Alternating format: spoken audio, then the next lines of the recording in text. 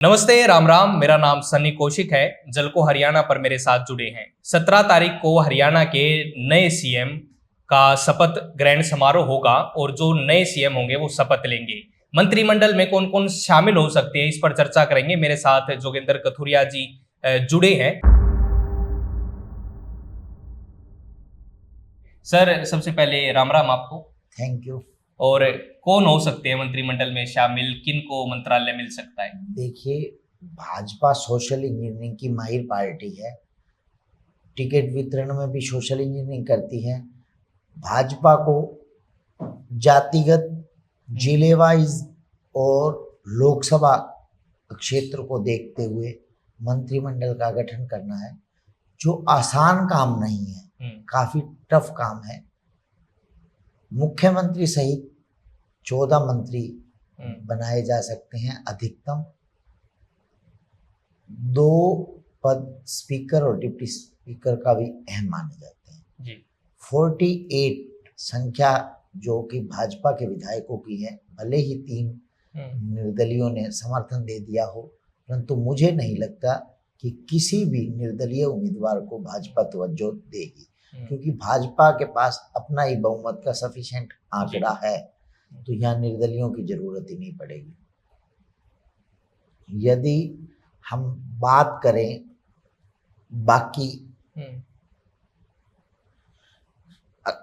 लोकसभा के वाइज चलते हैं। सबसे पहले अंबाला में दिग्गज चेहरे गब्बर अनिल विज, जो कि पंजाबी कोटे को भी पूरा करते हैं। 8 पंजाबी विधायक जीत कर आए हैं, 8 या 9। मुझे लगता है कि 3 पंजाबी कम्युनिटी के मंत्री बनाए जा सकते हैं, जिसमें अनिल विज, कृष्ण मिड्डा, इनकी प्रबल संभावना है। घनश्याम अरोड़ा, प्रमोद विज, इनकी भी लॉटरी लग सकती है। मुख्यतः जो नाम है वो अनिल विज और कृष्ण मिड्डा का मजबूती से चल रहा है। यदि हम आगे बढ़ें कुरुक्षेत्र लोकसभा से, खुद मुख्यमंत्री हैं, तो मुझे लगता है कि शायद कुरुक्षेत्र लोकसभा से किसी दूसरे चेहरे को ना प्रतिनिधित्व मिले। यदि हम करनाल लोकसभा की ओर बढ़ते हैं, 9 की 9 विधानसभा करनाल क्लीन स्वीप कर दिया यहाँ पर कांग्रेस का। भाजपा ने 5 विधानसभा करनाल की और 4 पानीपत की। तो यहाँ पर पानीपत जिले से मुझे लगता है महिपाल ढांडा पूर्व में भी मंत्री रहे हैं। मुझे लगता है महिपाल ढांडा जाट समाज को भी मजबूती से प्रतिनिधित्व मिलेगा। तीसरी बार विधायक बने हैं। महिपाल ढांडा का दावा मजबूत दिखाई देता है। यदि हम करनाल जिले की बात करें, तो करनाल जिले में मुझे लग रहा है कि हरविंदर कल्याण और योगेंद्र राणा, इनका दावा मजबूत बनता है। हरविंदर कल्याण रोड समाज से हैं। रोड समाज के 2 विधायक जीते हैं, सतपाल जांबा और हरविंदर कल्याण। हरविंदर कल्याण सीनियर हैं। रोड समाज को प्रतिनिधित्व देने के लिए मुझे लगता है हरविंदर कल्याण को मंत्री बनाया जा सकता है। यदि राजपूत समाज को भी प्रतिनिधित्व देना हुआ, तो यहाँ पर योगेंद्र राणा और श्याम सिंह राणा 2 विधायक हैं। श्याम सिंह राणा कुरुक्षेत्र लोकसभा के अंतर्गत ही आते हैं, वहाँ से खुद मुख्यमंत्री बिलोंग करते हैं, और जो रादौर है बिल्कुल साथ लगता हल्का है, तो मुझे लगता है ज़्यादा चांस योगेंद्र राणा के होंगे। संगठन में भी अहम भूमिका में रहे हैं योगेंद्र राणा। यदि हम आगे फरीदाबाद की ओर बढ़ें, तो 3 नाम बहुत मजबूती से सामने आ रहे हैं। एक तो विपुल गोयल पूर्व में भी मंत्री रहे हैं। एक राजेश नागर जो तिगांव से विधानसभा का चुनाव जीते हैं। 4 गुर्जर विधायकों में से सीनियर हैं, लगातार दूसरी बार विधायक चुने गए हैं। और फ्यूचर में कभी कृष्णपाल गुर्जर का अल्टरनेट ढूंढना हुआ भाजपा को गुर्जर समाज में मजबूत नेता, तो राजेश नागर, उन्हें मंत्री बनाया जा सकता है।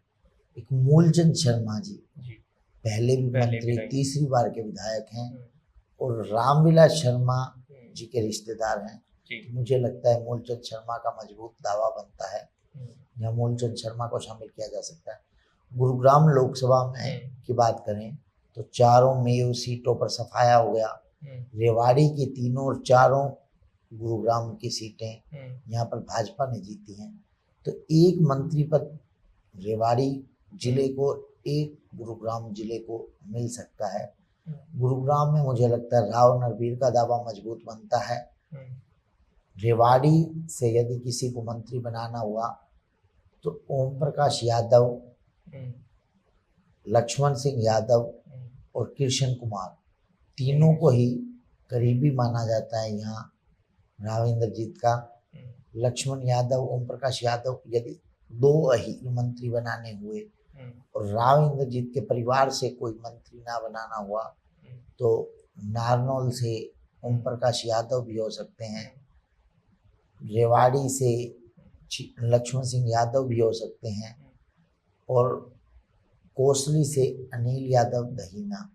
देखिए, मुझे लगता है जो मजबूत दावा है ओम प्रकाश यादव या फिर लक्ष्मण सिंह यादव का बनता है, क्योंकि ये सीनियर विधायक हो गए हैं। अनिल यादव पहली बार विधायक। मुझे लगता है कि रोहतक और झज्जर जिले खाली रह गए, भाजपा को कोई सीट नहीं मिली, इसका परिणाम भुगतना पड़ेगा इन जिला वासियों को। एक ही ऑप्शन था कि या तो झज्जर के निर्दलीय विधायक को मंत्री, जिसकी संभावना बिल्कुल कम दिखाई देती है। एक और ऑप्शन था अनिल यादव दहीना को, जो कोसली से विधानसभा चुनाव जीते हैं, उन्हें मंत्री, पर उन्हें इतना अनुभव नहीं है, मुझे उनकी भी संभावना कम प्रतीत होती है। यदि हम भिवानी महेंद्रगढ़ की ओर बढ़े तो यहाँ पर सुनील सांगवान, जिनके पिता सतपाल सांगवान पूर्व में मंत्री रहे हैं, उनका दावा मजबूत बनता है। सुनील सांगवान के साथ साथ मुझे लग रहा श्रुति चौधरी, परंतु श्रुति चौधरी की माता जी राज्यसभा सांसद हैं, इसलिए उनकी संभावना कम हो जाती है।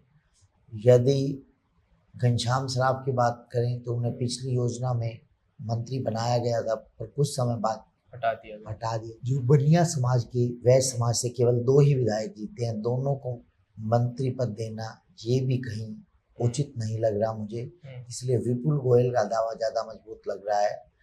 और यहाँ से यदि दूसरा मंत्री बनाया जाता है तो कंवर सिंह यादव, जिन्होंने मजबूत और दिग्गज चेहरे रावदान सिंह को चुनाव, उनकी भी लॉटरी लग सकती है। यदि हम सिरसा लोकसभा की बात करें, फतेहाबाद में भाजपा का सफाया हो गया, सिरसा में कोई सीट नहीं मिली, केवल सिरसा लोकसभा में एक ही नरवाना सीट मिली है। और फ्यूचर में जो सोच हो सकती है भाजपा की कि सिरसा में लोकसभा चुनाव लड़वाने के लिए उपयुक्त उम्मीदवार तो कृष्ण बेदी को फिलहाल मंत्री बनाया जा सकता है और भविष्य में चुनाव भी लड़वाया जा सकता है। यदि करनाल जिले की बात करें, हिसार लोकसभा की बात करें तो हिसार से विनोद भ्याना को पंजाबी समाज का प्रतिनिधित्व देने के लिए सीनियर विधायक हैं, अच्छे मार्जिन से चुनाव जीते हैं, हांसी से चुनाव जीते हैं। और साथ लगते बरवाला से रणबीर गंगवा ओबीसी समाज को प्रतिनिधित्व देते हैं। कुम्हार प्रजापत समाज, लगभग 90 की 90 विधानसभाओं में कुम्हार प्रजापत समाज के वोट हैं, तो उन्हें भुनाने के लिए मुझे लगता है रणबीर गंगवा को भी मंत्री बनाया जा सकता है। आगे बढ़े हम, यदि कुरुक्षेत्र की तो ऑलरेडी बात कर, सोनीपत लोकसभा की बात करें, सोनीपत में 4 का मजबूत दावा बनता है। सबसे पहले कृष्णा गहलावत पूर्व में खुद मंत्री रही हैं, राई से विधायक हैं, महिला कोटे को भी पूरा करती हैं, जाट कोटे को भी पूरा करती हैं। अरविंद कुमार शर्मा 4 बार के सांसद हैं, पहली बार विधायक चुने गए गोहाना से, उनका दावा ब्राह्मण कोटे को भी पूरा करते हैं। इसी प्रकार राम कुमार गौतम, दादा गौतम के नाम से जाने जाए, सफीदो सीट पर जीते हैं। उनमें से और कृष्ण मिड्डा में से किसी एक को जरूर मंत्री बनाया जाएगा, जींद जिले को भी और सोनीपत लोकसभा को भी प्रतिनिधित्व देने के लिए। यदि 3 पंजाबी मंत्री बने तो कृष्ण मिड्डा, 3 ब्राह्मण मंत्री बने तो उनमें से राम कुमार गौतम तीसरे मंत्री हो सकते हैं, क्योंकि दोनों ही समाज के अच्छे खासे विधायक जीत कर आए हैं। इनमें से कुछ चेहरों को स्पीकर या डिप्टी स्पीकर पद के लिए एडजस्ट किया जा सकता है। वो भाजपा की इंटरनल रणनीति होगी, भाजपा सोशल इंजीनियरिंग, क्षेत्रीय संतुलन और जातिगत संतुलन सभी को देख के ये मंत्रिमंडल का गठन करेगी। और 17 तारीख को लगता नहीं कि सभी के सभी मंत्री पद बांट दिए जाएं। मुझे लगता है 1 या 2 सीटें खाली रखी जाएंगी ताकि भविष्य में इसका कोई विरोध उत्पन्न ना हो। उम्मीद लगी रहती है विधायकों को कि आगे जो मंत्री पद बंटने हैं उनमें हमारी एडजस्टमेंट हो सकती है। जी, तो दोस्तों ये वो चेहरे थे जो 17 तारीख को शपथ ले सकते हैं और मंत्रिमंडल में शामिल हो सकते हैं। आपको ये वीडियो कैसा लगा कमेंट बॉक्स में जरूर लिखिएगा। मेरा नाम सन्नी कौशिक है। जलको हरियाणा पर मेरे साथ जुड़े। राम राम। झलको